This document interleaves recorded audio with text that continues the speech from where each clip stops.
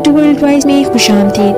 اگر آپ کو میری ویڈیو اچھی لگے تو اس کو لائک اور چینل کو ضرور سبسکرائب کر دیجیے گا اور ساتھ ہی بیل آئیکن کے بٹن پر کلک کر دیجیے گا تاکہ آپ کو میری ویڈیوز پر وقت مل سکیں۔ میرا نام سمینہ ہے، لیکن میں جس نام سے دنیا میں پہچانی گئی وہ نام خوشبو تھا۔ یعنی جو میرے والدین نے میرا نام رکھا وہ سمینہ تھا، اور جو دنیا نے میرا نام رکھا وہ خوشبو تھا۔ بچپن سے ہی بہت غربت اور دکھ دیکھے تھے۔ والد صاحب صرف نام کے ہی والد تھے، جوئے کا کاروبار کرتے تھے جس میں اکثر ہی وہ ہار جاتے تھے۔ جب وہ جوئے میں ہارتے، گھر میں ہم تینوں ماں بیٹیوں کی شامت آ جاتی تھی۔ یوں ہی دکھوں میں، غربت میں زندگی گزرتی رہی، اور جو ہی ہم نے جوانی میں قدم رکھا، میری والدہ کو ہماری جوانی کی فکر پڑ گئی، یہ سوچتے ہوئے باپ جوئے کا کاروبار کرتا ہے، جانے کتنے لوگوں کی ہم پر بری نظر ہوگی۔ کئی بار میری والدہ نے ہمارا کہیں رشتہ کرنے کی کوشش کی۔ ہر بار والد کے گندے کاروبار کی وجہ سے لوگ رشتہ کرنے سے انکار کر دیتے۔ یوں بار بار رشتے سے انکار پر میرا دل بھی بری طرح سے ٹوٹ گیا، بلکہ مجھے شادی کے نام سے نفرت سی ہونے لگی۔ پھر گھر میں بھی مالی حالات بہتر نہیں تھے۔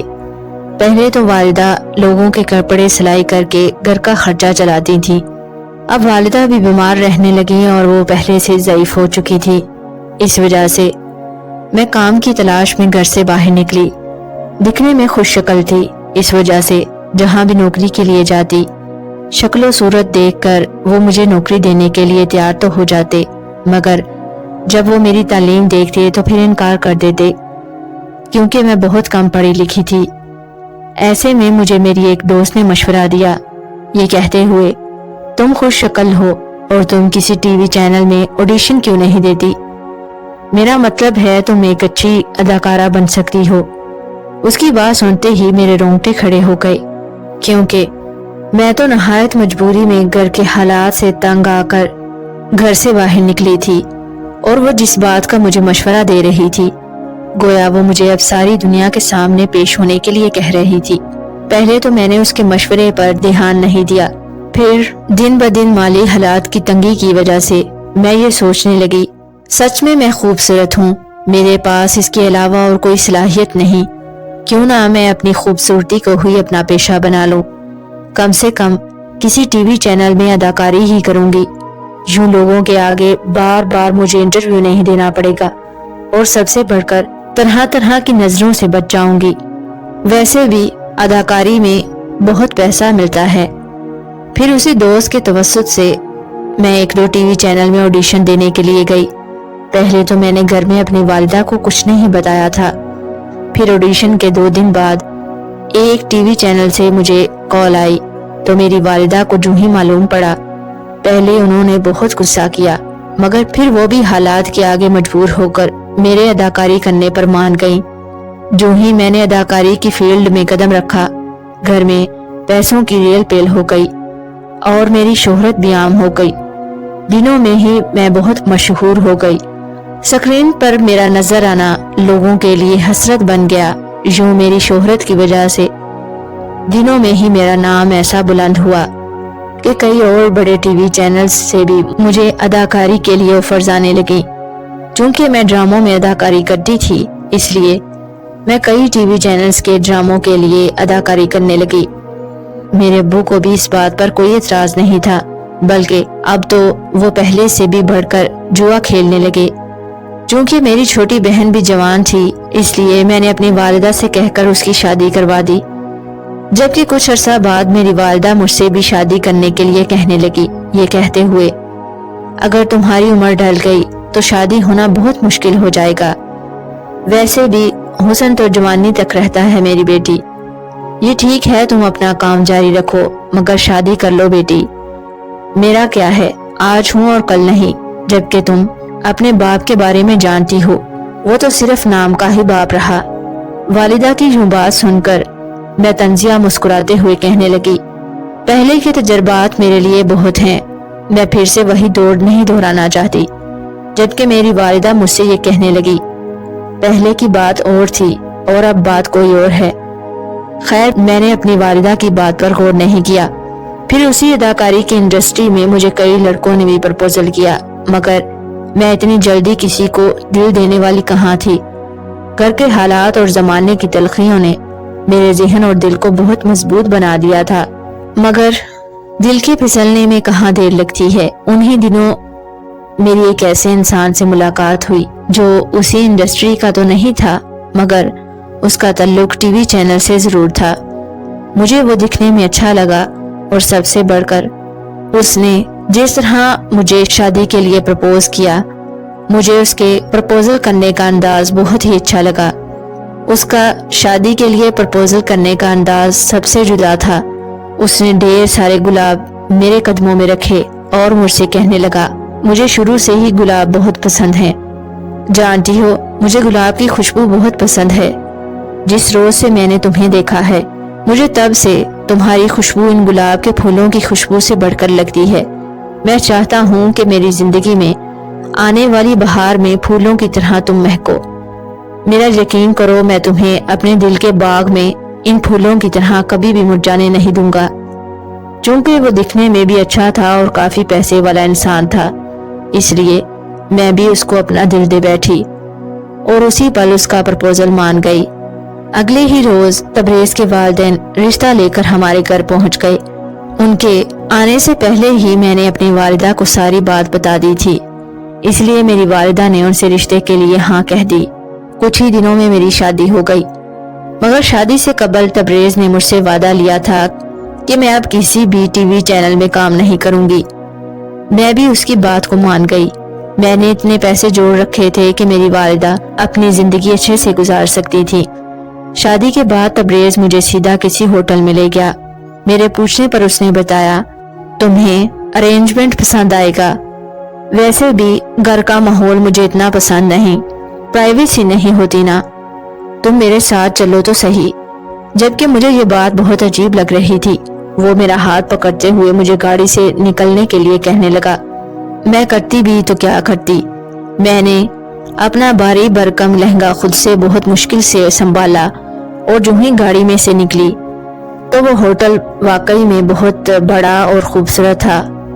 جب ہم ہوٹل کے کمرے میں داخل ہوئے تو سچ میں سارا کمرہ بہت خوبصورت تھا۔ سب سے بڑھ کر کمرے میں ہر جگہ پر تازہ گلاب کی پتیاں بکھری پڑی تھیں، جبکہ میری سیج گلاب کے پھولوں اور موتیوں سے سجائی گئی تھی۔ کمرے میں داخل ہوتے ہی گلاب کے پھولوں کی خوشبو نے میرا گھراؤ کر لیا۔ میں نے اپنی نئی زندگی میں قدم رکھ لیا، مگر میں نہیں جانتی تھی یہ قدم مجھے کس منزل کی طرف لے جائے گا۔ ایک ہفتے تک ہم اسی ہوٹل میں رہے، جبکہ میں نے تبریز سے کئی بار اس کے والدین کے بارے میں پوچھا، یہ کہتے ہوئے کہ انہیں کتنا برا لگے گا، تم ان کے اکلوتے بیٹے ہو، ان کے کئی ارمان ہوں گے، جو اس طرح ہمارا ہوٹل میں رہنا ٹھیک نہیں، جبکہ تمہارا تو گھر بہت بڑا ہوگا۔ جبکہ تبریز ہر بار مجھے یہ کہتے ہوئے ٹال دیتا، اس کے والدین بہت ماڈرن ہیں اور انہوں نے ہی اسے ہوٹل میں رہنے کی تجویز دی تھی، جبکہ میرا دل اس بات پر نہیں مانتا تھا۔ ایک ہفتے بعد تبریز دبئی کا ٹکٹ لے کر آیا اور میرے قریب آ کر مجھ سے کہنے لگا، چلو تم بھی میرے ساتھ چلو، مجھے دبئی میں کچھ کام ہے اور بہانے سے ہمارا ہنی مون بھی ہو جائے گا۔ یہ کہتے ہوئے وہ خود سے ہی پیکنگ کرنے لگا۔ اگلے ہی روز ہم دبئی کے لیے نکل گئے۔ شادی کے بعد مجھے سب سے زیادہ جو چیز محسوس ہو رہی تھی، جیسے وقت بہت تیزی سے گزر رہا ہو۔ جیسے جیسے وقت گزرتا جا رہا تھا، ویسے ویسے میری زندگی میں کئی عجیب و غریب واقعات رونما ہو رہے تھے، مگر ان حالات اور ان واقعات پر میرا کہاں قابو تھا۔ دبئی میں بھی ہم نے ایک ہوٹل بک کروایا تھا اور وہاں پر پہلے ہی روز تبریز کو کوئی کال آئی۔ کال سنتے ہی وہ پریشان سا ہو گیا۔ میرے پوچھنے پر وہ کافی دیر تک خاموش رہا اور پھر کچھ سوچتے ہوئے مجھ سے کہنے لگا، آج رات کو تم اچھے سے تیار ہو جانا، سنو وہ لال رنگ کی ساڑی پہن لینا اور خوب اچھے سے تیار ہونا۔ میں اس سے پوچھنے لگی، رات میں ہم کدھر جا رہے ہیں؟ کیا کسی پارٹی میں جانا ہے؟ تبریز نے گہری سانس لیتے ہوئے مجھ سے کہا، نہیں، اصل میں میری ایک میٹنگ ہے، یوں ہی سمجھ لو کہ وہ ایک چھوٹی سی گیٹ ٹوگیدر ہے اور مجھے امید ہے تم میری ناک نہیں کٹواؤ گی۔ میرا مطلب ہے اچھے سے تیار ہو جانا، یہ کہہ کر وہ وہاں سے چلا گیا، جبکہ میں اپنے بیگ کو کھول کر کپڑوں میں سے لال ساڑی تلاش کرنے لگی۔ جب ہم میٹنگ میں پہنچے تو وہاں پر بہت ہی ماڈرن لوگ تھے۔ مجھے وہاں پر ایک بات بہت عجیب لگی، سبھی جیسے کوڈ میں بات کر رہے تھے، یعنی وہ جو بھی گفتگو کر رہے تھے وہ نارمل نہیں تھی۔ پھر اس کے بعد ہم لگاتار ایک ہفتے تک روزانہ ہی رات کو ایسے ہی کسی نہ کسی میٹنگ میں جاتے رہے۔ حیرت انگیز طور پر اس میٹنگ میں میرا کام صرف تیار ہو کر اچھے سے بن سور کر جانا ہی ہوتا تھا، یعنی مجھے یوں محسوس ہونے لگا مجھے اپنے ساتھ تبریز صرف اس لیے لے کر جاتا ہے کہ وہ میری نمائش کر سکے، کیونکہ وہاں پر موجود تمام مرد مجھے بڑی ہی عجیب نظروں سے دیکھتے تھے۔ یوں ہی ایک ہفتہ گزر گیا۔ ایک روز میں تبریز سے کہنے لگی، روزانہ ہی اس بورنگ میٹنگز پر جا کر میرا دل اکتا گیا ہے، آج آپ اکیلے ہی چلے جائیے گا، ویسے بھی وہاں پر میرا کام ہی کیا ہے، مجھے آپ لوگوں کی باتیں تو سمجھ نہیں آتی اور وہاں پر میری کوئی دوست بھی نہیں، میں ادھر ہی رک جاتی ہوں، آج آپ اکیلے چلے جائیں۔ میرے یوں منع کرنے پر تبریز کا رنگ بدلنے لگا اور وہ مجھ سے کہنے لگا، آج آخری میٹنگ ہے اور آج تمہارا جانا تو بہت ضروری ہے، جلدی سے تیار ہو جاؤ۔ یوں اس کا حکم سن کر میں خود کو بہت بے بس محسوس کرنے لگی۔ خاموشی سے تیار ہو کر تبریز کے ساتھ گاڑی میں بیٹھ گئی۔ راستے میں میں نے تبریز سے پوچھا، آپ ایسے کیوں کہہ رہے تھے کہ آج میرا جانا بہت ضروری ہے، جبکہ میں تو وہاں پر ایک لفظ تک نہیں بولتی۔ تبریز میرا سوال سنتے ہی مجھ سے کہنے لگا، آج میٹنگ کے بعد میں تمہیں ساری بات بتا دوں گا، بس تم تھوڑا سا صبر کر لو۔ جب ہم میٹنگ پر پہنچے تو وہاں پر یوں تو ہر بار طرح طرح کے ایک سے بڑھ کر ایک ماڈرن لوگ دیکھے تھے، مگر سب کے سب جوان تھے۔ اس روز آخری میٹنگ میں ایک ادھیڑ عمر عورت بھی تھی، کہنے کو تو وہ عورت 50-60 کے لگ بھگ ہوگی، مگر اس نے فیشن اس قدر کر رکھا تھا جیسے وہ 20-25 سال کی لڑکی ہو۔ وہ مجھے دیکھتے ہی کہنے لگی، بہت خوب تبریز میاں۔ میں نے چونک کر ان کی طرف دیکھا تو وہ مسکراتے ہوئے کہنے لگی، میرا مطلب ہے بہت خوبصورت ہے تمہاری بیوی تبریز۔ یوں تو میٹنگ میں ہر بار مجھے سب ہی بہت عجیب لگتے تھے، پر سب سے بڑھ کر ان کی گفتگو تھی، مگر اس روز وہ عورت سب سے زیادہ عجیب تھی۔ میٹنگ ختم ہونے کے بعد تبریز بہت ہی خوش نظر آ رہا تھا۔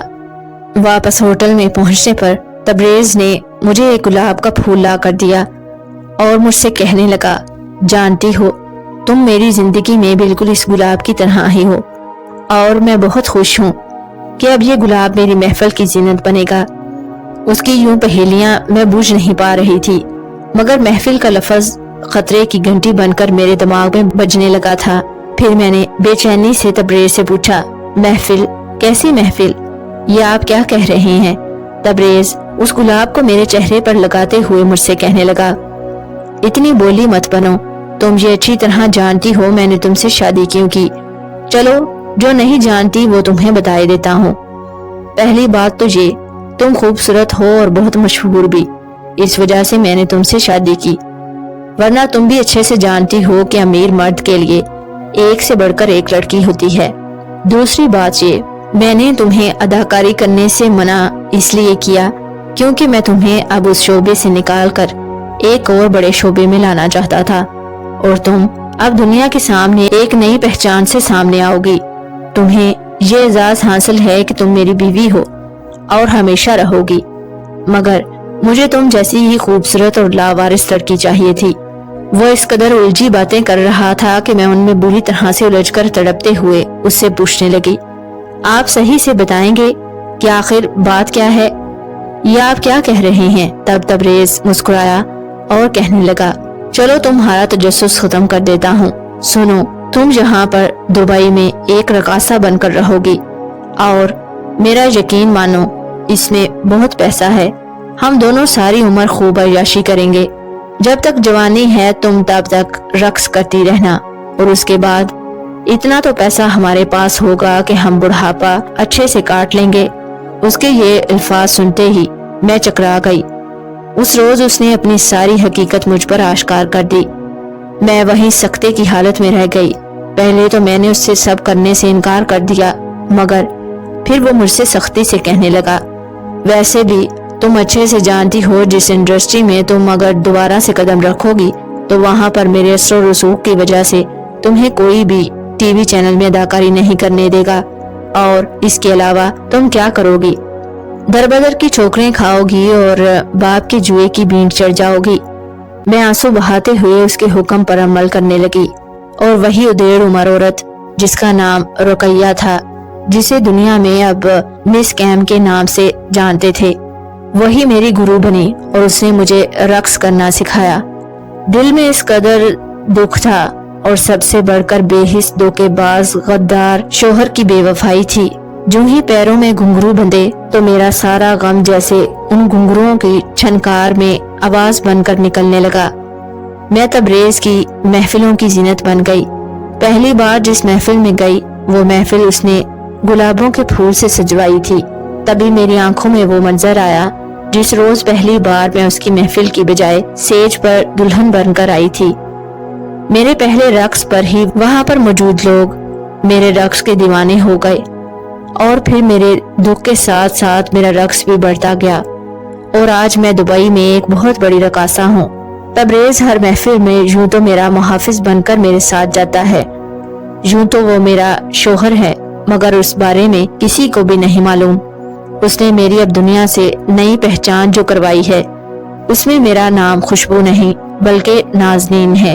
आपके कीमती वक्त का शुक्रिया। अल्लाह हाफिज।